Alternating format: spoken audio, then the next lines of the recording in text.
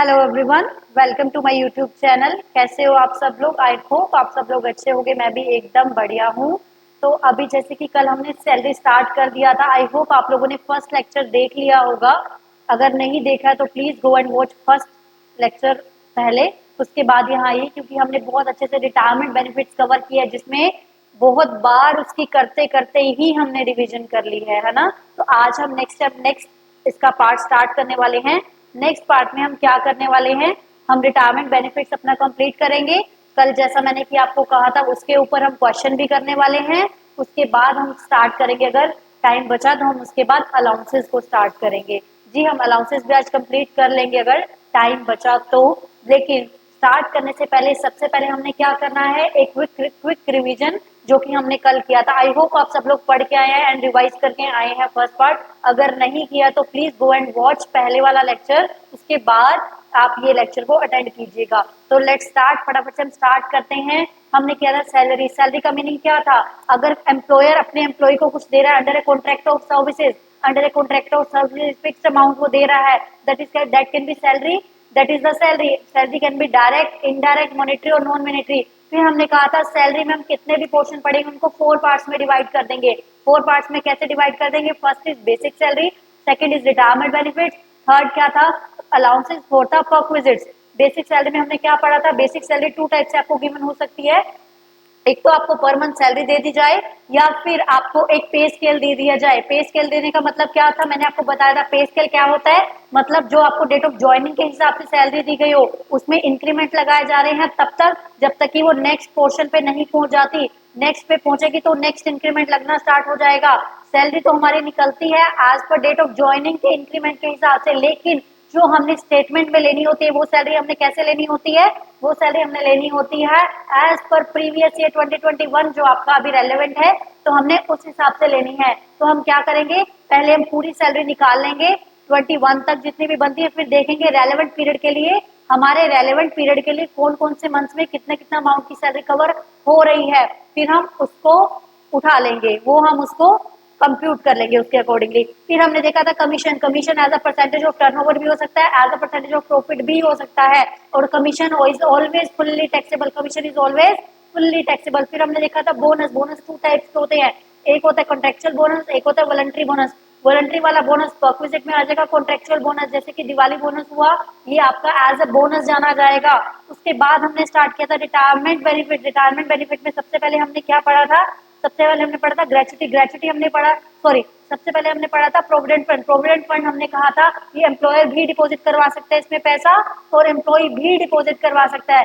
और the provident fund can be of 3 types. It can be recognised provident fund, unrecognised provident fund, third was the statutory provident fund. दोनों में employer contribute करेगा, employee contribute करेगा, employer contribute करेगा, employee contribute करेगा, और दोनों में जितना आप कंट्रीब्यूशन जमा कराओगे उसके ऊपर आपको इंटरेस्ट भी मिलता रहेगा। तो फटाफट से पहले हम देखते हैं रिकॉग्नाइज्ड वाला। रिकॉग्नाइज्ड वाले में अगर एम्प्लॉय ने जमा कराया है, एम्प्लॉय जो किसी के अंडर काम कर रहा है, जो उसने कंट्रीब्यूशन जमा करवाया है रिकॉग्नाइज्ड में, उसकी उसको एटीसी में डिडक्शन मिल जाएगी। उसके बाद जो इंटरेस्ट जनरेट हो रहा है वो हमने पढ़ा था 9.5% से एक्सेस वाला इंटरेस्ट टैक्सेबल है। 9.5% तक ही एग्जाम है, और एक्सेस वाला किस साइड में टैक्सेबल होगा? अदर सोर्सेज में। क्यों अदर सोर्सेज में टैक्सेबल होगा? क्योंकि क्योंकि वो खुद से ही जनरेट कर रहा है, वो उसने खुद की अमाउंट जनरेट की और उसको इंटरेस्ट मिल रहा है, जो कि हम पढ़ेंगे कि इंटरेस्ट की अमाउंट अदर सोर्सेज में आती है। बट इन केस एम्प्लॉयर करवा रहा है, एम्प्लॉयर अगर कंट्रीब्यूशन करता है तो कंट्रीब्यूशन का 12% ही एग्जाम है। मोर देन 12% वो टैक्सेबल हो जाएगा। टैक्सेबल क्या हो जाएगा? वो अंडर द हेड सैलरी। क्यों अंडर द हेड सैलरी हो जाएगा? सैलरी में इसलिए आएगा क्योंकि वो एम्प्लॉयर ने करवाया है, और due to contract of service, जो due to under the contract of service कर रहा है, जो एम्प्लॉयर एम्प्लॉय की रिलेशनशिप की वजह से जनरेट हुआ, इसलिए वो सैलरी में आ जाएगा। इंटरेस्ट इज सेम, 9.5% से ज्यादा वाला टैक्सेबल है, लेकिन जो इंटरेस्ट एम्प्लॉयर वाला है वो इंटरेस्ट 9.5 से ज्यादा वाला कहाँ जाएगा? वो किस हेड में टैक्सेबल होगा? वो सैलरी हेड में टैक्सेबल होगा। फिर जो हमने कहा 9.5% या 12% से ज्यादा वाला, हमने जो कहा 12% ऑफ सैलरी से ज्यादा टैक्सेबल सैलरी में हो जाएगा। तो 12% ऑफ सैलरी का मतलब क्या? यहाँ सैलरी का मतलब है retirement benefit salary. Retirement benefit salary का मतलब होता है सैलरी प्लस डीए। डीए कौन सा, जो कि रिटायरमेंट बेनिफिट को कवर करता है। उसके बाद आता है कमीशन, कमीशन कौन सा, जो as a percentage of turnover लिया जाता है। उसके बाद नेक्स्ट हमने देखा था अनरिकॉग्नाइज, अनरिकॉग्नाइज में एम्प्लॉय करवाएगा या एम्प्लॉयर करवाएगा। एम्प्लॉयर का तो हमने देखा था दोनों सेम है, जब तक एम्प्लॉय सर्विस में है तब तक वो एग्जाम्प्ट है, उसके बाद मिलने वाली जो भी सैलरी, जो भी बेनिफिट है कंट्रीब्यूशन का हुआ चाहे इंटरेस्ट का हुआ, वो किसमें आ जाएगा, सैलरी में टैक्सेबल हो जाएगा। लेकिन अनरिकॉग्नाइज में अगर एम्प्लॉय जमा करवाता है तो क्या होगा, कंट्रीब्यूशन पे टैक्स नहीं लगा, कंट्रीब्यूशन पे डिडक्शन नहीं थी, कोई एग्जम्पशन नहीं थी। कोई एग्जम्पशन नहीं होने का मतलब वो इनकम इंक्लूड होगी तो उस पर टैक्स लग चुका होगा। ऐसे ही जब वो आपको मिलेगी, जब वो आपको मिलेगी तो उस पर टैक्स नहीं लगेगा, क्योंकि वो ऑलरेडी इनडायरेक्टली पीछे टैक्स हो चुकी है। उसके बाद इंटरेस्ट, इंटरेस्ट में क्या था, एग्जाम्प्ट है एज लॉन्ग एज एम्प्लॉय, जब तक क्या है, एम्प्लॉय जब तक सैलरी में है तब तक एग्जाम्प्ट है, उसके बाद मिलेगा तो वो टैक्सेबल हो जाएगा। लेकिन एम्प्लॉय का है ये तो अदर सोर्सेज में आ जाएगा। थर्ड था स्टैट्यूटरी प्रोविडेंट फंड, एम्प्लॉयर ने अगर जमा करवाया है, चाहे वो कंट्रीब्यूशन है चाहे वो इंटरेस्ट है, whole amount will be exempt. लेकिन अगर एम्प्लॉय करवाता है तो कंट्रीब्यूशन का 80सी में डिडक्शन मिल जाएगा, दूसरा जो इंटरेस्ट है वो एग्जाम्प्ट हो जाएगा। उसके बाद देखते हैं हमने क्या पढ़ा, उसके बाद हमने पढ़ा ग्रेचुटी। ग्रेचुटी, ग्रेचुटी के केस में हमने देखा था, सॉरी, ग्रेचुटी के केस में हमने देखा था कि अगर वो ड्यूरिंग द जॉब मिल रही है तो सबके लिए टैक्सेबल है, अगर after the job at the time of retirement मिल रही है तो हमने क्या देखना है, अगर वो गवर्नमेंट एम्प्लॉइज हैं या फिर वो सिविल सर्वेंट हैं या फिर वो क्या है लोकल अथॉरिटी के एम्प्लॉइज हैं तो एग्जाम्प्ट हो जाएगा। उसके बाद जो बच गए उनके लिए हमने देखना है क्या वो ग्रेचुटी में कवर्ड है, ग्रेचुटी एक्ट 1972 में कवर्ड है या फिर नहीं है। अगर वो कवर्ड है तो 15/26, 15/26 into last drawn salary, last drawn salary का मतलब क्या था, basic plus DA into into last drawn salary basic plus DA into number of services जो कंप्लीटेड वाला है वो लेना है। लेकिन वो नंबर, वो ईयर ऑफ सर्विसेज जो पार्ट ऑफ द मंथ है, अगर वो 6 मंथ से एक्सेस है, अगर वो 6 मंथ से एक्सेस है, वर्ड पे ध्यान देना, एक्सेस वाला हम कंप्लीटेड कर देंगे, राउंड ऑफ कर देंगे एज अ 1 ईयर। लेकिन अगर वो ग्रेचुटी एक्ट में कवर्ड नहीं है तो क्या क्या आएगा, actual amount receive 20%, 20 lakh rupees, actual amount receive 20 lakh rupees, actual amount receive 20 lakh rupees. और थर्ड क्वेश्चन हमने क्या पढ़ा था, थर्ड क्वेश्चन क्या पढ़ा था, 1/2 into completed year of service ही लेना है यहाँ पे। और क्या था, उसके बाद एवरेज लेना है पास्ट 10 मंथ का, जब मैंने छोड़ा उससे पीछे के 10 मंथ की सैलरी का एवरेज लेना है। तीनों में से जो लोअर होगा वो एग्जाम्प्ट हो जाएगा। इसमें जो एवरेज लेना उसमें कौन सी सैलरी आएगी, बेसिक आएगी, डीए आएगा ओनली, डीए आएगा ओनली, कौन सा, वही डीए आएगा जो कि एज अ रिटायरमेंट बेनिफिट वाला है। और जो कमीशन आएगी वो कौन सी आएगी, as a percentage of turnover वाली कमीशन आ जाएगी। उसके बाद हमने देखा था,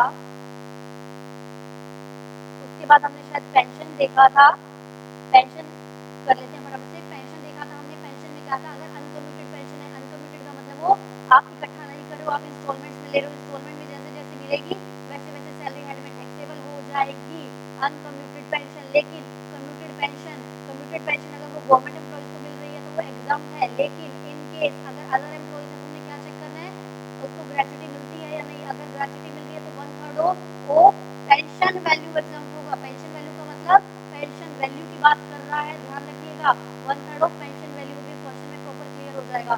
बट ये वर्ड ध्यान रखिएगा, 1/3 ऑफ किसका एग्जाम्प्ट होगा, पेंशन वैल्यू जो आएगी उसका एग्जाम्प्ट होगा।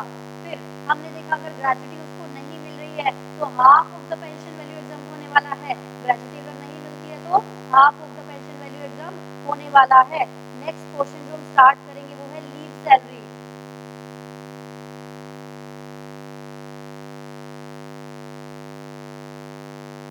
तो आइए नेक्स्ट क्वेश्चन हम अभी स्टार्ट कर देते हैं।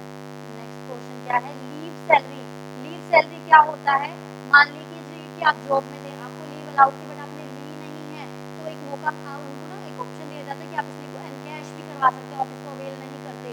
तो क्या होगा, लीव सैलरी जो एट द टाइम ऑफ, अगर आप during the job he encash करवा लोगे तो क्या होगा, तो आपका सैलरी हेड में टैक्सेबल हो जाएगा। क्यों, क्योंकि वो एम्प्लॉयर एम्प्लॉय की रिलेशनशिप की वजह से जनरेट हो रही है। लेकिन अगर, अब ध्यान से सुनिए, मैं थोड़ा धीरे हो रही हूँ, अब ध्यान से सुनिए, अगर जो लीव सैलरी मतलब जो आपने लीव ली थी उसके बदले जो सैलरी आपको मिल रही है तो क्या होगा, वो सैलरी आपको अगर at the time of retirement मिल रही है, क्या मिल रही है, at the time of retirement मिल रही है। देखिए, जो लीव सैलरी, जो लीव सैलरी आपको कहाँ मिल रही है, at the time of retirement मिल हम देखेंगे, अगर वो गवर्नमेंट पर्सन है, गवर्नमेंट जॉब वाले, तो एग्जाम हो जाएगी। बट इन केस जो अदर पर्सन हैं उनके केस में आउट ऑफ फोर अमाउंट जो अभी हम देखने वाले हैं, उसमें से जो लोअर होगा, लोअर मीन्स लीस्ट अमाउंट जो होगी वो क्या हो जाएगी, एग्जाम हो जाएगी। अब वो फोर अमाउंट क्या है, सबसे फर्स्ट अमाउंट है actual leave salary avail, actual आपको कितनी मिली है। सेकंड एक लिमिट सेट कर दी गई है, 3 लाख लिमिट है, कितना है 3 लाख, एक्चुअल अमाउंट 3 लाख, वहां पे क्या था एक्चुअल और 20 लाख थी वहां पे।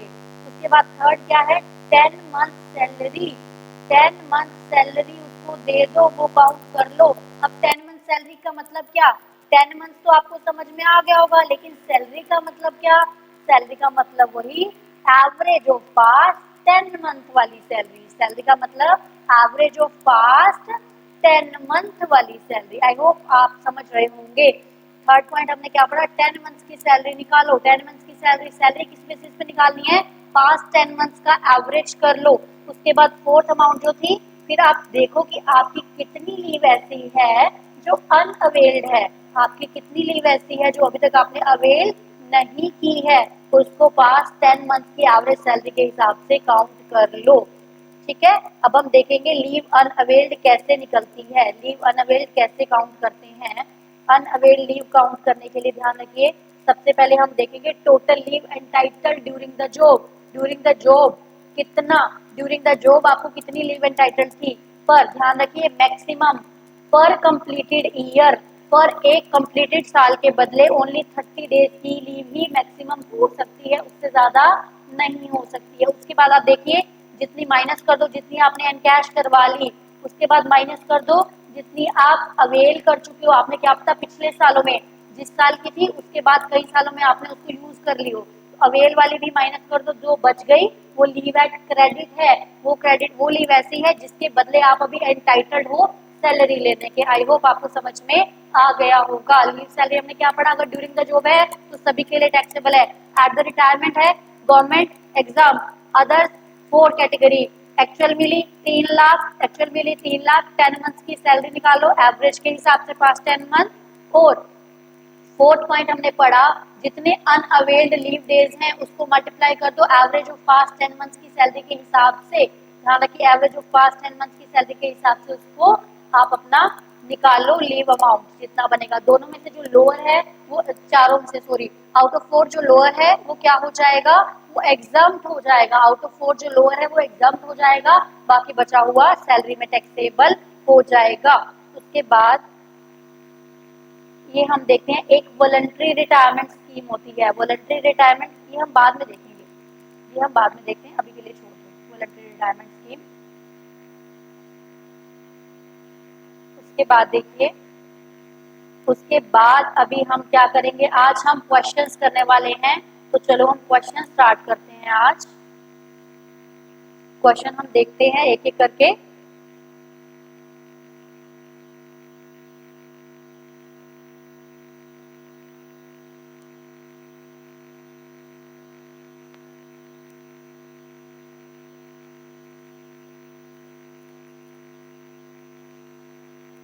सबसे पहले हम क्वेश्चन करेंगे ग्रेचुटी का क्वेश्चन। देखिए हम सबसे पहले करने वाले हैं ग्रेचुटी का क्वेश्चन।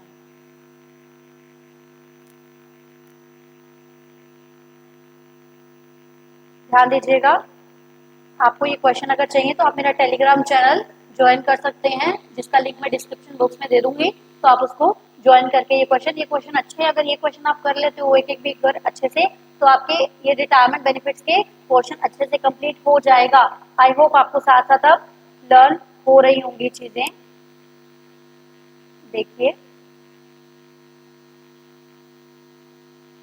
सबसे पहले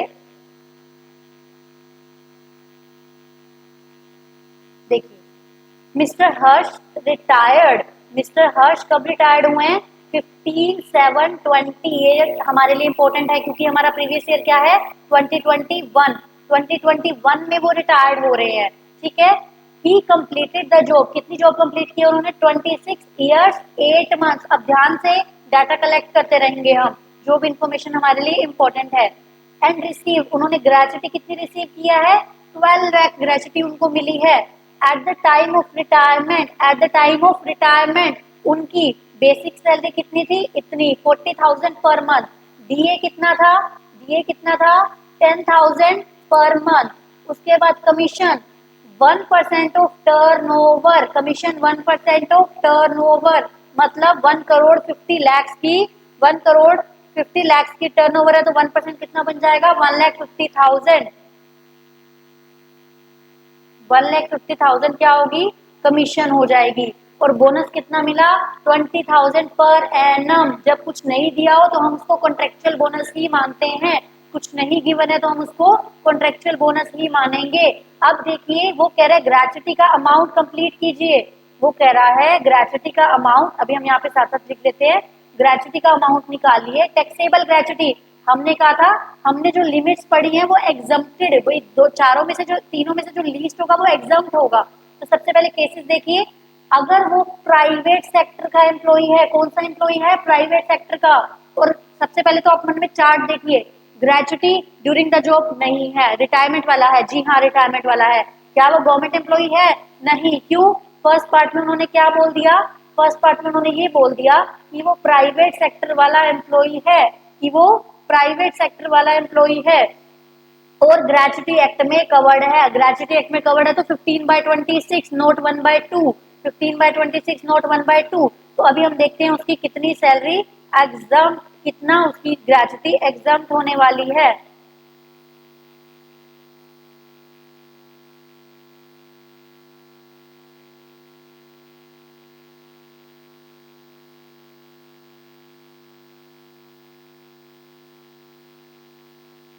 देखिए हमने क्या पढ़ा, कितनी उनकी ग्रेचुटी एग्जाम होने वाली है। तो क्या था, सबसे पहले हमने देखा था, सबसे पहले हम क्वेश्चन कैसे सॉल्व करते हैं, मैं आपको यही साइड पे क्वेश्चन सॉल्व करा रही हूँ साथ साथ। देखिए क्वेश्चन सॉल्व हम कैसे करते हैं, सबसे पहले हमने फाइंड आउट करना है कि वो कौन सी कैटेगरी से बिलोंग करता है। वो कौन सी कैटेगरी से बिलोंग करता है? वो पेमेंट ऑफ ग्रेचुटी में कवर्ड है और अदर एम्प्लॉई है, अदर एम्प्लॉई है। तो जो हमने लास्ट का फर्स्ट वाला पोर्शन पढ़ा, सबसे पहले देखेंगे हम उसको ग्रेचुटी मिली कितनी, ग्रेचुटी कितनी रिसीव हुई है उसको? 12 लाख ग्रेचुटी रिसीव हुई है, 12 लाख। सेकंड हमारा क्या था, स्टैट्यूटरी लिमिट कितनी है? 20 लाख। स्टैट्यूटरी लिमिट कितनी है? 20 लाख उसकी स्टैट्यूटरी लिमिट है। उसके बाद हमने क्या देखना था? थर्ड वाला। उसके बाद थर्ड हमने देखना था, थर्ड क्या था? थर्ड 20 लाख के बाद हमने देखना था 15/26, 15/26 of last zone salary. Last zone salary कितनी थी? बेसिक था, डीए था, कमीशन था। बेसिक, सॉरी, जो हमने पढ़ा था, जो हमने पेमेंट ऑफ ग्रेचुटी, उसमें से सिर्फ बेसिक प्लस डीए था। और हमने एक चार्ट के थ्रू पढ़ा था डीए, डीए कौन सा कवर होता है यहाँ पे?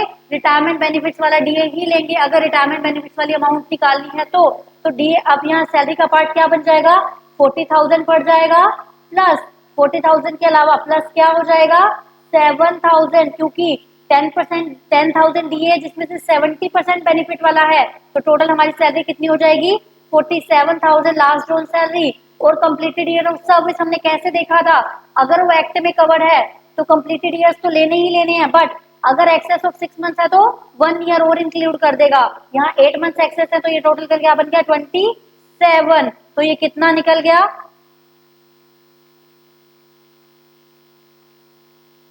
तो ये आ जाता है हमारा है 732,115, 732,115। ये हमारा क्या आ जाएगा?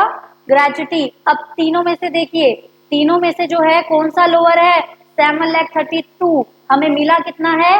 12 लाख। उसमें से 732 वाला एग्जाम्प्ट हो गया, बचा हुआ 467,885 क्या हो जाएगा? टैक्सेबल। बचा हुआ क्या हो जाएगा? टैक्सेबल। आई होप आपको समझ में आ गया होगा, ये बात ध्यान रखिए। मैं ना उसमें डीए और कमीशन का चार्ट उसमें दिया हुआ है, वो आपको बाफकेट करके दिया हुआ है। डीए में रिटायरमेंट पे वही कवर होगा, लेकिन जो हमने क्या कहा था, जो हमने टैक्सेबल करना है, डीए टैक्सेबल फुल्ली है, जो डीए और कमीशन है टैक्सेबल तो फुल्ली है, लेकिन जो रिटायरमेंट बेनिफिट्स के अमाउंट में सैलरी निकालते हैं उसमें हमने सिर्फ रिटायरमेंट बेनिफिट वाला डीए ही लेना है। उसके बाद सेकंड क्या था जो हमने सेकंड पढ़ा, नोट कवर्ड, उसमें देखो ये वाला पॉइंट बस चेंज हो जाएगा, यहाँ क्या आ जाएगा 1/2, लेकिन सैलरी क्या थी, सैलरी क्या थी, इसमें सैलरी कौन सी थी, इसमें तीनों इंक्लूडेड थी सैलरी में, है ना, तो तीनों इंक्लूडेड थी, इनटू तीनों इंक्लूडेड थी, और यहाँ पे 26 ईयर्स आएगा। ये आप एक बार देख लीजिएगा, ये आपके लिए हो जाएगा। फर्स्ट पोर्शन मैंने समझा दिया है, एक बार आप देख लीजिएगा। थर्ड पार्ट क्या है, गवर्नमेंट एम्प्लॉय, गवर्नमेंट एम्प्लॉय के केस में क्या आपको कैलकुलेट करने की जरूरत है, नहीं, क्यों, क्योंकि ये सारा का सारा ही एग्जाम्प्ट होने वाला है, गवर्नमेंट एम्प्लॉय के केस में सारा का सारा ही एग्जाम्प्ट होने वाला है। सेकंड वाले केस में आप देखिए एक बार, मैं आपको यहीं से क्लियर करवा देती हूँ। हमने कहा था पास्ट 10 मंथ्स की सैलरी का एवरेज लेना है, 10 मंथ्स की सैलरी का एवरेज हमने कैसे लेना है, देखिए, तो 40,000 हमारा पर मंथ था, उसका हम एवरेज निकाल लेंगे। उसके बाद हम क्या करने वाले हैं, डीए को भी हम क्या करेंगे, रिटायरमेंट बेनिफिट से कवर कर लेंगे, और टर्नओवर निकाल के वो भी 10 मंथ्स के हिसाब से हम उसको, क्योंकि वो जो कमीशन है वो एज अ होल ईयर मिली है आपको, लेकिन हमें कितनी लेनी है, हमें सिर्फ 10 मंथ्स लेनी है, तो 26/26 हो जाएगा, क्योंकि यहाँ पे कवर्ड वाला हमने जो पोर्शन है वो कवर नहीं करना है। आई होप आपको ग्रेचुटी वाला क्वेश्चन समझ में आ गया होगा।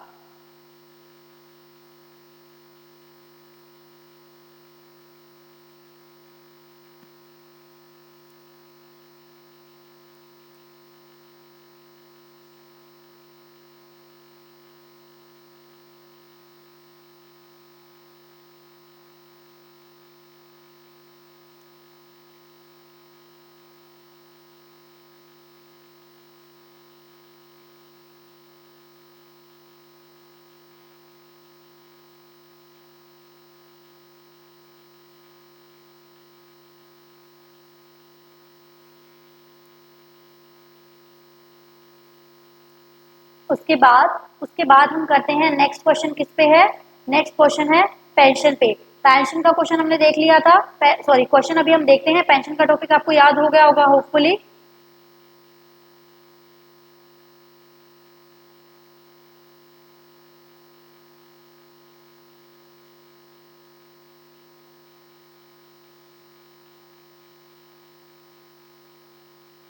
देखिए पेंशन का क्वेश्चन क्या कहता है, पेंशन का क्वेश्चन हमने पहले देखना था क्या वो कम्यूटेड है या अनकम्यूटेड है, अगर वो कम्यूटेड या अनकम्यूटेड है उसके बेस पे हम क्वेश्चन सॉल्व करने वाले थे।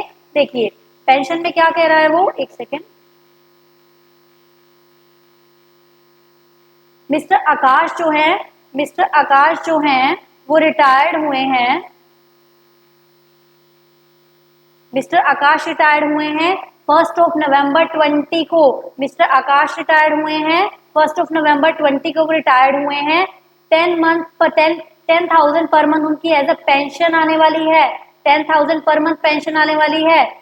आपको क्या लग रहा है ये कम्यूटेड है, पर मंथ आ रही है, तो वो कम्यूटेड नहीं है, ये इंस्टॉलमेंट हो गई, प्लीज ध्यान दीजिए, ये पेंशन कौन सी हो गई, अनकम्यूटेड पेंशन हो गई है ये। उसके बाद 1 जनवरी 1 जनवरी को उन्होंने क्या किया, पेंशन कम्यूट करना स्टार्ट कर दिया, लेकिन कितनी पेंशन कम्यूट किया, ओनली 50% पेंशन कम्यूट किया, ओनली कितना 50% पेंशन कम्यूट किया, और उनको पेंशन मिली कितनी, 5 लाख रुपीज पेंशन मिली, 5 लाख पेंशन मिली। तो अगर वो गवर्नमेंट एम्प्लॉय हैं, अगर वो गवर्नमेंट एम्प्लॉय हैं, हमने क्या कहा था, अनकम्यूटेड पेंशन तो सभी के लिए टैक्सेबल है, अनकम्यूटेड पेंशन तो सभी के लिए टैक्सेबल है, तो इनकी अनकम्यूटेड पेंशन कितनी थी, देखो वो रिटायर हुए नवंबर में, नवंबर दिसंबर 2 मंथ्स के लिए उनकी की पूरी अनकम्यूटेड थी, तो 10,000 इंटू 2 मंथ्स। उसके बाद जो अनकम्यूटेड उन्होंने क्या किया, उन्होंने जनवरी में 50% क्या करवा ली, पेंशन कम्यूट करवा ली, 50% पेंशन क्या करवा ली, कम्यूट करवा ली, तो कितना अनकम्यूटेड रह गया, ओनली 50% ही अनकम्यूटेड रह गया, लेकिन वो कितने हमारे पीरियड मार्च तक कवर होगा, तो 3 मंथ का ही हो गया, तो टोटल अनकम्यूटेड सैलरी आ गई। तो आपको पता है इनकी कम्यूटेड कम्यूटेड जो गवर्नमेंट एम्प्लॉयज को मिलती है वो फुल्ली एग्जाम्प्ट होती है, हमने पढ़ा था कम्यूटेड में गवर्नमेंट एम्प्लॉयज को फुल्ली एग्जाम्प्ट है, कम्यूटेड में गवर्नमेंट एम्प्लॉयज को फुल्ली एग्जाम्प्ट है, तो कितना मिला इनको 5 लाख, तो इनका 5 का 5 एग्जाम्प्ट हो गया, तो इनके हिस्से में टैक्सेबल कितना आया, ओनली 35,000। उसके बाद देखिए private sector employee, private sector employee है, अगर उनको ग्रेजुटी कितनी मिलती है, 7 लाख ग्रेचुटी मिलती है, वो क्या है प्राइवेट सेक्टर एम्प्लॉई है उनको ग्रेचुटी कितनी मिलती है 7 लाख। तो अनकम्यूटेड पेंशन कितनी होगी इनकी, अनकम्यूटेड पेंशन तो इनकी भी 35,000 ही होगी। कैसे होगी, क्योंकि 10,000 2 मंथ्स के लिए तो इनको क्या मिला, फुल मिला। उसके बाद 3 मंथ्स की इन्होंने 50% कम्यूट करवा दी थी, ठीक है, 50% इन्होंने क्या करवाई, कम्यूट करवाई। तो कम्यूटेड वैल्यू क्या, कम्यूटेड वैल्यू का 1/3 ऑफ पेंशन वैल्यू, हमने कहा था 1/3 ऑफ पेंशन वैल्यू क्या हो जाता है, एग्जाम्प्ट हो जाता है। तो पेंशन वैल्यू क्या हो जाता है, 1/3 एग्जाम्प्ट हो जाता है। देखिए, तो इनकी अनकम्यूटेड तो सेकंड केस में भी हमारी सेम आ जाएगी। उसके बाद कम्यूटेड पेंशन मिली कितनी, मिली कितनी, वो कह रहे हैं कि अगर उनको यहाँ पे 7 लाख आना चाहिए था। चलो इन केस हम ये मानते हैं कि 5 लाख मिली, 5 लाख के हिसाब से सॉल्व किया, हम मानते हैं कि उनको ये ग्रेचुटी है 7 लाख, हम मान रहे हैं कि उनको पेंशन कितनी मिली, पेंशन तो क्वेश्चन में उन्होंने गिवन है, पेंशन मिली उनको 5 लाख पेंशन मिली, 5 लाख पेंशन मिली, कौन सी वाली, कम्यूटेड। अब ध्यान दीजिए, प्लीज ध्यान दीजिए, वो क्या कहता है, अगर आपको ग्रेचुटी मिलती है, ग्रेचुटी उसने बता दी है क्वेश्चन में, उसको ग्रेचुटी कितनी मिल रही है, 7 लाख ग्रेचुटी मिल रही है। अगर ग्रेचुटी मिल रही है तो 1/3 एग्जाम्प्ट होता है। 1/3 किसका, प्लीज ध्यान दीजिए, 1/3 पेंशन वैल्यू का। पेंशन वैल्यू कैसे निकाली जाएगी, अब एक बात बताओ, जो आपको 5 लाख मिली है, 5 लाख आपको कितने की मिली है, कितना हिस्सा है 5 लाख में आपका, ओनली 50%। क्यों है 50%, क्योंकि आपने 50% की पेंशन कम्यूट की थी, तो इंस्टॉलमेंट इकट्ठा जो आपको मिला होगा लमसम, वो भी 50% ही मिला होगा। लेकिन जो एग्जाम्प्ट है, लेकिन जो एग्जाम्प्ट है वो कितना होगा, वो पेंशन वैल्यू का 50% एग्जाम्प्ट, पेंशन वैल्यू का 1/3 एग्जाम्प्ट होगा। लेकिन ध्यान दीजिए, जो 5 लाख मुझे मिला है वो टोटल वाला नहीं है, वो कम्यूटेड वाला पोर्शन है। तो कम्यूटेड 50% था, डिवाइड बाय 50% करेंगे तो हमें मिल जाएगा टोटल पेंशन वैल्यू। तो 5 lakh divide by 50%, total pension value is कितना हो गया, 10 लाख हो गया। उसमें कर दो 1/3, आपको एग्जाम्प्ट हो जाएगा 3,33,333 रुपीज। मतलब 5 लाख में से आपको कितना एग्जाम्प्ट हो जाएगा, 333,333 एग्जाम्प्ट हो जाएगा।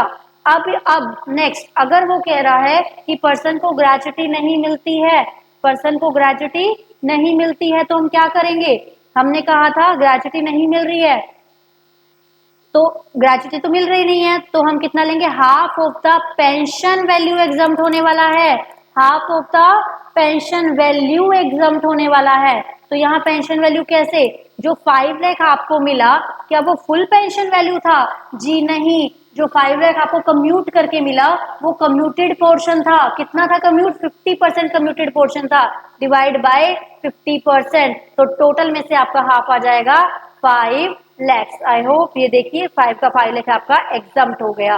तो इट मीन सिर्फ आपका 35,000 ही क्या रह गया, जो अनकम्यूटेड वाला है वही टैक्सेबल हो जाएगा इस ईयर के लिए। आई होप आपको समझ में आ रहा होगा। इसके बाद एक क्वेश्चन हम लेते हैं लीव सैलरी का क्वेश्चन। लीव सैलरी का थोड़ा ट्रिकी पड़ जाता है, तो लीव सैलरी का क्वेश्चन हम अच्छे से देख लेते हैं। आइए,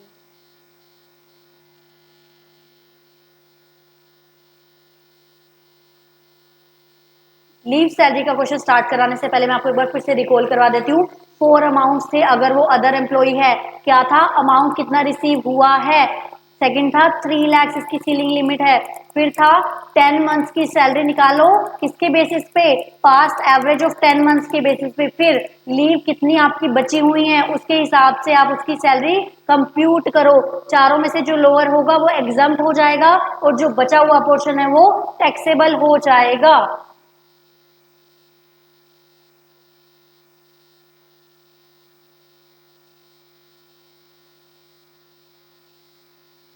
देखिए ये क्या कह रहा है, मिस्टर अग्रवाल रिटायर्ड ऑन 1 दिसंबर 20, मतलब 1 दिसंबर 20 को वो रिटायर हो रहे हैं और उनकी सर्विस कितनी है 20 years 10 months, receiving leave salary of कितना मिल रहा है उनको 10 लाख उनको लीव सैलरी मिल रहा है। तो देखिए अगर वो गवर्नमेंट एम्प्लॉई हैं, गवर्नमेंट एम्प्लॉई हैं तो क्या होगा, सारा का सारा एग्जाम हो जाएगा, सीधा सीधा क्लियर है, हमने कुछ भी निकालना नहीं है, सारा का सारा हो जाएगा। लेकिन कौन सा, जो eight the time of retirement मिलता है वो एग्जाम्प्ट हो जाएगा, ड्यूरिंग द जॉब वाला तो सबके लिए ही टैक्सेबल है। ठीक है। अभी नेक्स्ट, अगर वो नॉन एम्प्लॉई है तो उनको रिटायरमेंट के टाइम पे कितना सैलरी एग्जाम्प्ट होगा, अभी हमने वो देखना है।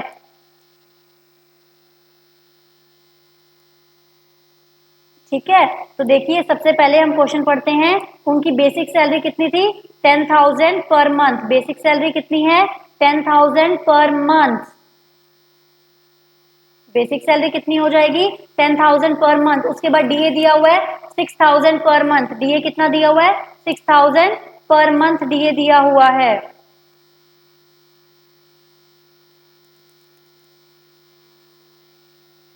एक सेकंड।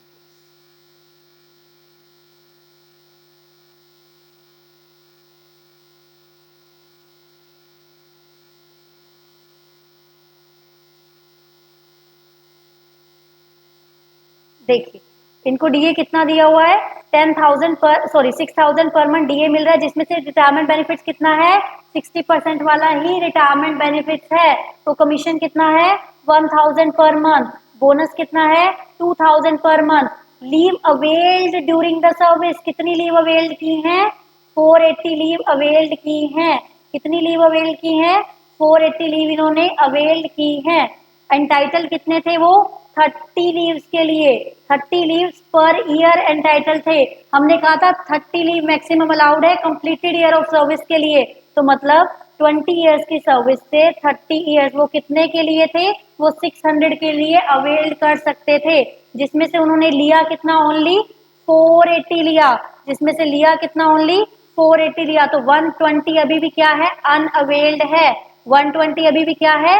अनअवेल्ड है। ध्यान दीजिए, वो कह रहे हैं उनको एंटाइटलमेंट था 30 डेज पर ईयर का। पर कंप्लीटेड ईयर हम काउंट करते हैं, उसका 30 निकाल के माइनस कर दिया हमने कितना? जितना वो अवेल कर चुके हैं। बचा हुआ क्या हुआ? लीव क्रेडिट हो गया। तो देखिए कैसे कंप्यूट किया इन्होंने, एक बार हम इसमें से फटाफट देख लेते हैं। ठीक है, अगर वो गवर्नमेंट एम्प्लॉई है तो एज इट इज एग्जाम्प्ट हो जाएगा। नॉन गवर्नमेंट है तो लीव सैलरी कितनी मिली? 10 लाख। लीव सैलरी कितनी मिली? 10 लाख। और स्टेट्यूटरी लिमिट 3 लाख। हमने कहा था, प्लीज ध्यान दीजिए, थर्ड पॉइंट क्या था? 10 मंथ्स की सैलरी निकालनी है। 10 मंथ्स की सैलरी निकालनी है, और वो भी एवरेज ऑफ पास्ट 10 मंथ के हिसाब से। तो 10 मंथ की सैलरी हमने निकालनी है। देखिए हम कैसे कंप्यूट करेंगे। 10 मंथ की सैलरी निकालनी है, 10 मंथ। ठीक है, और 1 मंथ की कैसे निकलेगी? पास्ट 10 मंथ का एवरेज। पास्ट 10 मंथ का एवरेज कैसे निकलेगा? देखिए पास्ट 10 मंथ का एवरेज कैसे निकलेगा?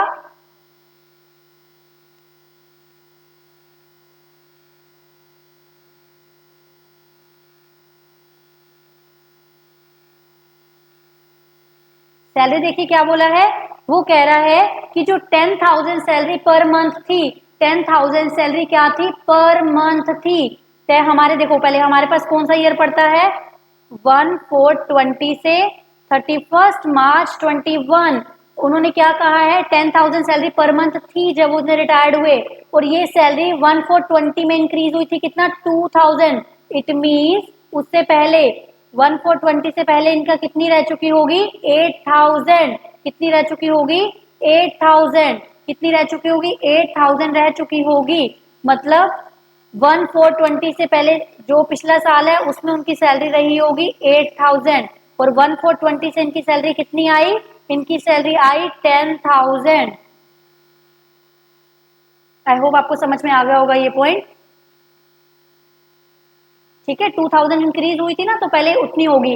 हमने पास्ट 10 मंथ्स देखने हैं। ये रिटायर्ड कब हुए हैं? दिसंबर में रिटायर हुए हैं। तो पास्ट 10 मंथ्स हम कैसे देखेंगे? दिसंबर से पहले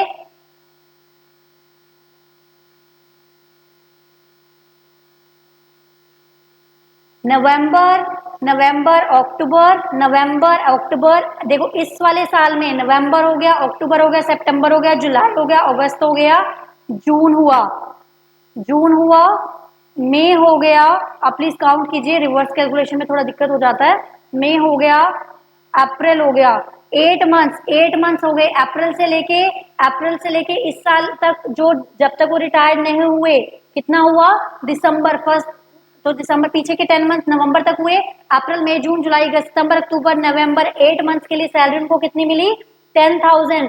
बाकी पीछे के 2 महीने और आ जाएंगे, हमने 10 मंथ्स लेने हैं ना, तो पीछे के 2 मंथ्स के लिए सैलरी कितनी हो जाएगी? 8,000 हो जाएगी। 8,000 पीछे के 2 मंथ्स की सैलरी हो जाएगी। ये हो गई हमारी सैलरी। एक बार हम चेक कर लेते हैं जी।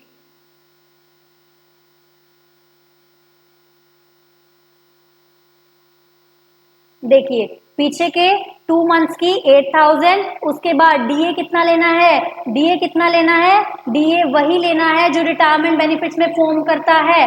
6000 पर मंथ था, प्लीज ध्यान दीजिए 6000 पर मंथ था, उसके बाद 60% ही लेना है। 6000 इंटू 60%, ये तो 1 मंथ का हो गया, लेकिन हम 10 मंथ का एवरेज करना चाह रहे हैं, तो पहले ऊपर 10 मंथ लोगे तभी तो डिवाइड बाय 10 करके एवरेज होगा ना। प्लीज ध्यान दीजिए 10 मंथ का एवरेज निकालना है, तो पहले ऊपर 10 मंथ का होगा, डिवाइड बाय तभी तो 10 करेंगे, तो 6000 पर मंथ तो 1 मंथ का होगा, इंटू 60% करके हमने कितना लिया, 10 मंथ का ले लिया, मल्टीप्लाई करके डिवाइड बाय 10 मंथ कर लिया। और मल्टीप्लाई 10 मंथ क्यों करना है, ये 10 मंथ है क्योंकि 10 मंथ की सैलरी निकालनी है, और ये क्या है सारा का सारा वर्किंग जो कि एवरेज ऑफ 10 मंथ आपने निकाला है, वो हो जाएगा हमारा 1,32,000, काउंट कर लो। ठीक है, उसके बाद हमने क्या कहा था, unavailed leave salary. Unavailed leave salary कितनी थी हमारे पास, अनअवेल्ड लीव सैलरी 120 थी। अनअवेल्ड लीव सैलरी हमारी कितनी थी, 120। देखो इसमें एक बार मैच कर लो,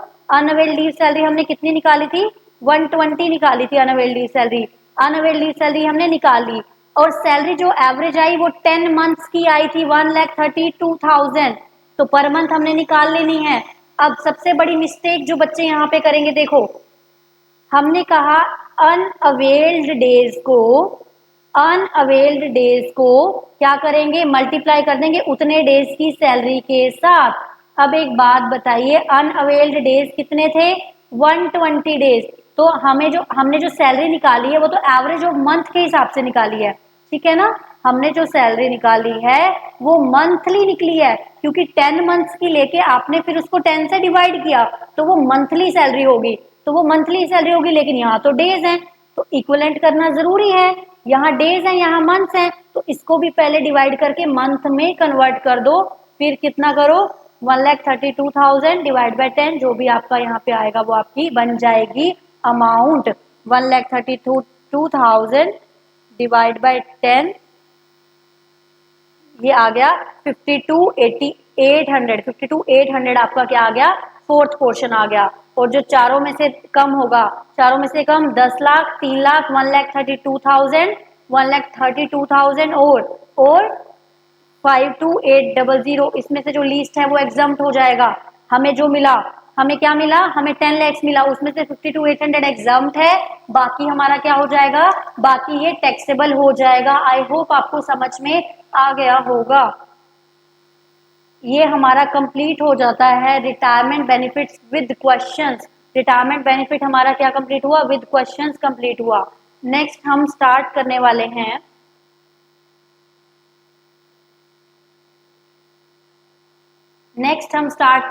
हैं अभी हम स्टार्ट करेंगे अलाउंसेस को हम अभी स्टार्ट करने वाले हैं। देखिए आइए, अलाउंसेस सबसे पहले देखिए क्या होते हैं। अलाउंसेस एक ऐसी चीज है जो कि एम्प्लॉय को दिया जाता है ताकि वो पर्टिकुलर अपने एक्सपेंडिचर पूरे कर सके। It can be personal expenditure और it can be official expenditure also. तो सबसे पहले हम देखते हैं हमें कुछ ऑफिशियल अलाउंसेस मिले हैं तो उनका क्या करना है। देखिए सबसे पहले वो अलाउंसेस हम देख रहे हैं, कौन से अलाउंसेस हम देख रहे हैं, जो कि आपको एग्जम्प्ट तो होंगे, लेकिन उतना ही एग्जम्प्ट होगा जितना आपने स्पेंड किया है, उतना ही एग्जम्प्ट होगा। प्लीज माइंड माय वर्ड, जितना ही स्पेंड किया है। मान लो मुझे 3,000 मिला और ये कुछ ऐसे हम अभी अलाउंसेस पढ़ने वाले हैं, 3,000 मिला और क्या हुआ, 2,000 मैंने स्पेंड किया ओनली, तो 1,000 टैक्सेबल हो जाएगा। अगर जितना आप स्पेंड करोगे उतना ही आपको क्या हो जाएगा, एग्जम्प्ट हो जाएगा। मतलब खर्चा हुआ तो छूट है, अगर खर्चा नहीं हुआ तो अननेसेसरी छूट नहीं मिलेगी। अब वो कौन से हैं, मैंने इनके रिगार्डिंग एक निमोनिक बनाया है, आप लर्न कर सकते हैं इफ यू वांट टू। अगर आपको ऐसे या ऐसे कुछ और आप तरीका है याद करने का, you can also follow that. मैंने ये जो बनाया है ये है कैट उधर है, ठीक है। हमने क्या बनाया, कैट उधर है।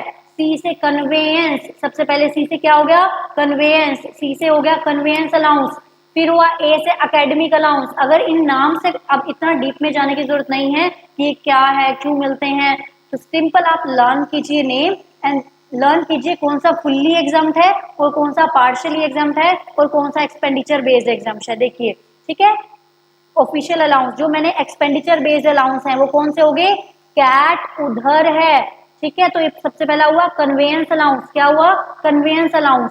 उसके बाद आया कैट ए एकेडमिक अलाउंस, अगर कौन सा आया, एकेडमिक अलाउंस, तो भी मान लो मुझे एकेडमिक अलाउंस मिला 5000, मैंने खर्च किया 4000, तो 1000 टैक्सेबल हो जाएगा। उसके बाद मुझे मिला टूर और ट्रेवल का अलाउंस, ध्यान रखिए टूर और ट्रेवल का अलाउंस, कौन सा मिला, टूर और ट्रेवल। अब सबसे बड़ी बात जो बच्चे कंफ्यूजन में आ जाते हैं, टूर ट्रेवल और ट्रांसपोर्ट में डिफरेंस है। अगर ट्रांसपोर्ट का नाम आएगा तो कुछ अलग होगा, टूर एंड ट्रेवल आएगा तो कुछ अलग हो जाएगा। मैंने यहाँ पे बात की है इस कैट वाले फॉर्मूला में ट्रेवल, टूर और ट्रेवल की बात, तो ट्रेवल वाला हो गया। फिर देखते हैं हम यूनिफॉर्म अलाउंस, उधर UDHR उधर, यू से क्या हुआ, यूनिफॉर्म अलाउंस, डी से क्या हुआ, डेली अलाउंस, एच से हुआ helper, helper be for official purpose only, R से हुआ रिसर्च अलाउंस। ये सारे अलाउंसेस के नेम आपने याद कर लेने हैं। कैट उधर, कैट उधर, सी से कन्वेयंस, ए से एकेडमिक, टी से टूर एंड ट्रेवल, यू से यूनिफॉर्म, डी से डेली, एच से हेल्पर, आर से क्या हुआ, सॉरी रिसर्च अलाउंस, आर से क्या हुआ, रिसर्च अलाउंस। ये सभी अलाउंस में आपको जितना भी अमाउंट मिला तो मिला, बट आपने देखना है जितना एक्सपेंडिचर हुआ उतना ही एग्जाम होगा, बाकी under the head salary taxable हो जाएगा। उसके बाद हम नेक्स्ट पे चलते हैं। नेक्स्ट है कुछ पर्सनल अलाउंसेस, पर्सनल खर्चों के लिए कुछ अलाउंसेस मिलते हैं, अभी हम वो देखते हैं। नेक्स्ट क्या है, पर्सनल, पर्सनल में कौन कौन से आ जाते हैं, सबसे पहले देखिए चिल्ड्रन अलाउंस। अगर आपको चिल्ड्रन अलाउंस मिल रहा है, चिल्ड्रन अलाउंस बच्चों के लिए कुछ, चिल्ड्रन एजुकेशन के लिए कुछ अलाउंस मिल रहा है, तो ध्यान रखिए 100 रुपीज पर मंथ एग्जाम हो जाएगा, 100 रुपीज पर मंथ पर चाइल्ड, 100 रुपीज पर मंथ पर चाइल्ड एग्जाम होगा। लेकिन मैक्सिमम 2 बच्चों की ही डिडक्शन मिलेगी, चाहे 3 बच्चे हैं चाहे 4 हैं, but maximum deduction up to 2 child मिलेगी। देखिए मान लीजिए ये हम यहीं पे सॉल्व कर लेते हैं थोड़ा एग्जांपल के थ्रू। इन केस 3 चिल्ड्रन के लिए किसी को अलाउंस मिल रहा है, 3 चिल्ड्रन के लिए अलाउंस मिल रहा है, उसको अलाउंस मिल रहा है 500 पर मंथ, 500 पर मंथ मिल रहा है, तो मुझे कितना एग्जम्पशन मिलेगा, 100 पर मंथ, तो ईयर का हो गया इतना, पर चाइल्ड, लेकिन तो मुझे कितने, 3 बच्चों का मिला है, लेकिन क्या मैं तीनों का ले सकती हूँ, पॉसिबल नहीं है, ओनली अप टू 2। अगर एक बच्चे का मिला क्या तो भी आप 2 का लेंगे, नहीं, अप टू 2 मतलब मैक्सिमम आप 2 तक जा सकते हो, इतना आपको क्या मिल जाएगा, अलाउंस की डिडक्शन मिल जाएगी, इतना अलाउंस आपका एग्जम्प्ट हो जाएगा, ध्यान रखिए एग्जम्प्ट हो जाएगा। उसके बाद सेम एज हॉस्टल अलाउंस, अगर वो हॉस्टल अलाउंस है तो 300 पर मंथ पर चाइल्ड, 300 पर मंथ पर चाइल्ड। चिल्ड्रन एजुकेशन अलाउंस क्या था, 100 पर मंथ पर चाइल्ड, लेकिन हॉस्टल अलाउंस क्या हुआ, 300 पर मंथ पर चाइल्ड। उसके बाद आ जाइए ट्रांसपोर्ट अलाउंस, यहाँ पे एक अमेंडमेंट है, आ जाइए transport allowance. Transport allowance allowance में पहले क्या होता था, सभी के लिए एग्जम्प्टेड होता था, लेकिन अब अगर आपको घर से ऑफिस, ऑफिस से घर आने का कोई ट्रांसपोर्ट अलाउंस दिया जा रहा है तो 3200 पर मंथ एग्जम्प्ट होगा, ध्यान रखिए 3200 पर मंथ एग्जम्प्ट होगा। लेकिन सबसे बड़ी बात यहाँ पे ओनली हैंडीकैप्ड पर्सन के लिए एग्जम्प्टेड है, किसके लिए एग्जम्प्टेड है, ओनली हैंडीकैप्ड पर्सन के लिए, बाकी सबके लिए फुल्ली टैक्सेबल है, बाकी सबके लिए फुल्ली टैक्सेबल होने वाला है। उसके बाद अंडरग्राउंड अलाउंस, अगर कोई एम्प्लॉयज होते हैं अंडरग्राउंड काम करते हैं, उनका हो जाएगा 800 पर मंथ, कितना हो जाएगा, 800 पर मंथ हो जाएगा। उसके बाद नेक्स्ट कोई ट्राइबल वगैरह में काम करें, उनका हो जाएगा 200 per month. These two are not so important but still आप कर लीजिएगा। अंडरग्राउंड 800, ट्राइबल वाले 200, अंडरग्राउंड 800, ट्राइबल वाले 200।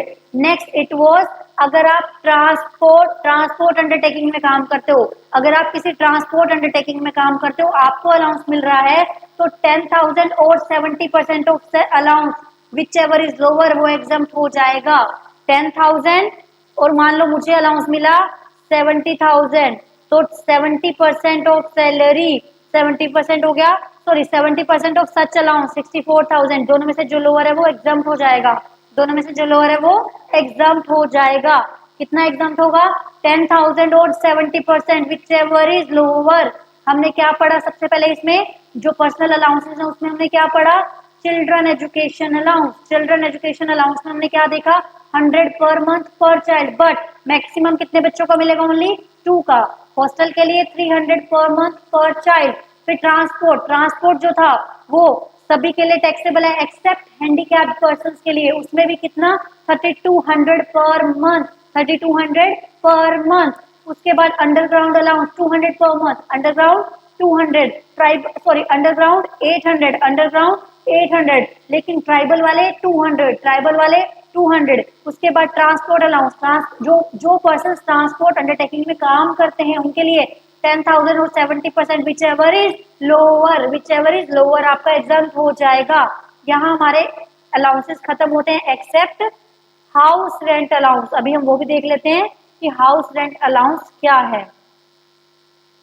अब सबसे पहले मुझे समझाने से पहले आपको एक आपकी कंफ्यूजन दूर करनी है इसमें। अलाउंस देखो, अगर आपको पैसा दिया जा रहा है कि आप घर रेंट पे ले लीजिए, अगर एम्प्लॉयर एम्प्लॉय को पैसा दे रहा है कि आप घर रेंट पे ले लीजिए, तो क्या होगा? वो हो जाएगा हाउस रेंट अलाउंस।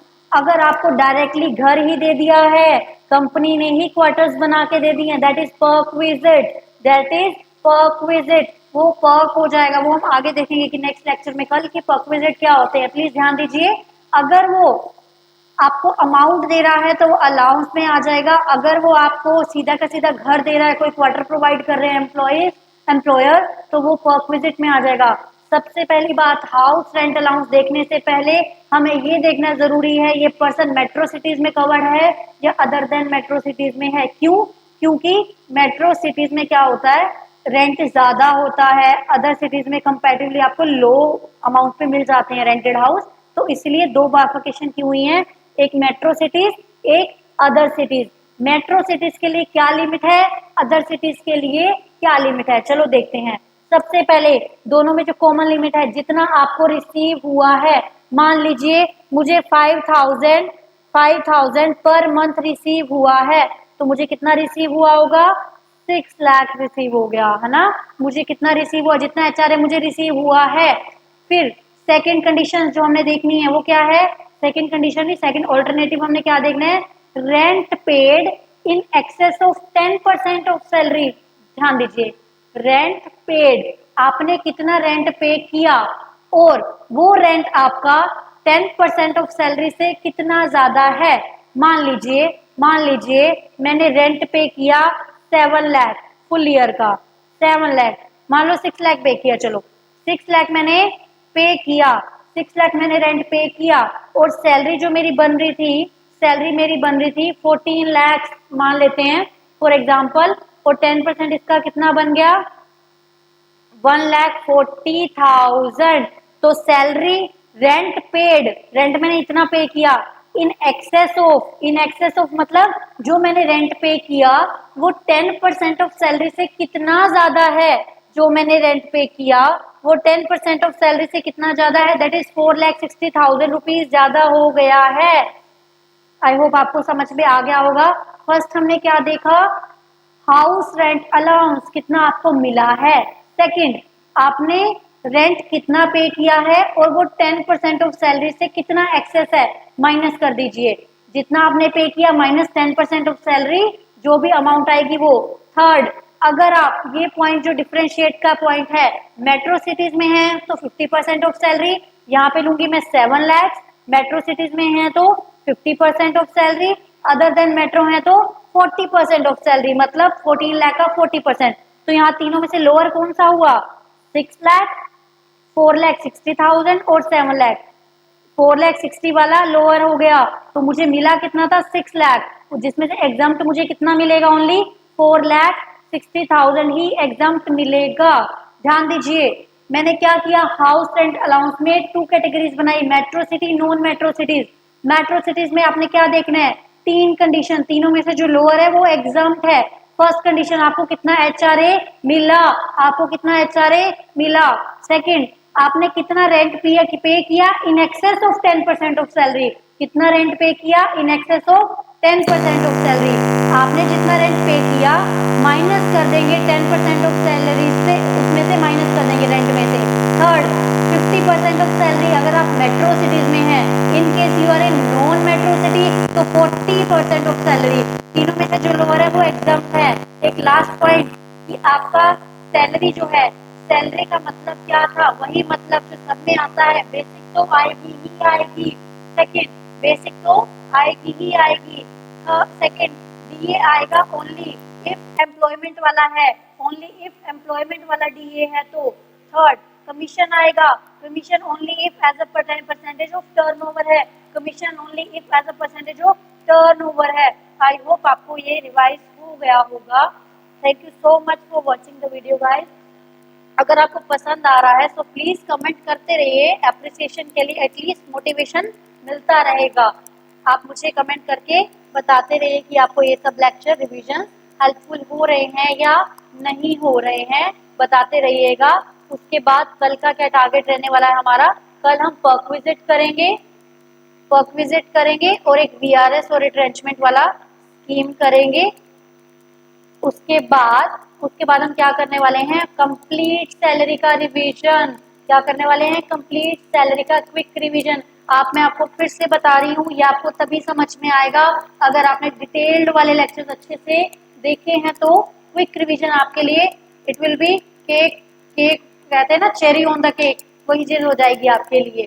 तो क्या होगा, हम कल ये सब चीजें कंप्लीट करने वाले हैं। अगर आपको अच्छा लग रहा है तो कमेंट में प्लीज बताते रहिए, कंजूसी मत कीजिए कमेंट करने में, लाइक करने में, and subscribe the channel for more such kind of video. Thank you so much guys, bye bye, मिलते हैं नेक्स्ट लेक्चर में।